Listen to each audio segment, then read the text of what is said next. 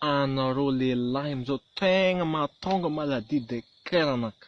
Mamparary fonaka. Zay ma ne peut pas de la droit de l'homme. Tsy tiako anareo lehilahy magnazo mahalehilahy anareo io. Lehilahy te hanambadina, tsy mba tany misy viavy eky zavanao fa ekereka raha tony sasany mandeha mizaha tany misy vodinao ambon'olo. Rapport sexuel par lehibe. Manambady bobinao ambon'olo. Zany mora mbô mety. Mba fomba an-dehilahy mora magnanjany. Tegna mampalahelo zaho mihitsy raha mahazo anareo. Tsy vitan'izay sasany. Anao la fotsy volan'izay mbola mandeha magnolan-zaza adulto. Aza.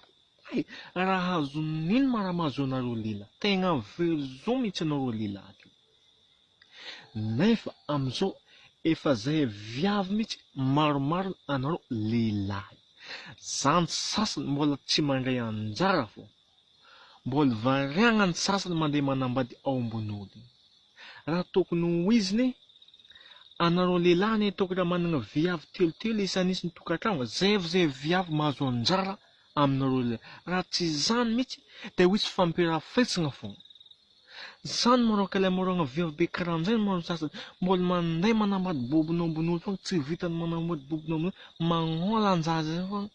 Aza, la raha azo nino raha mahazo anareo ty hoe.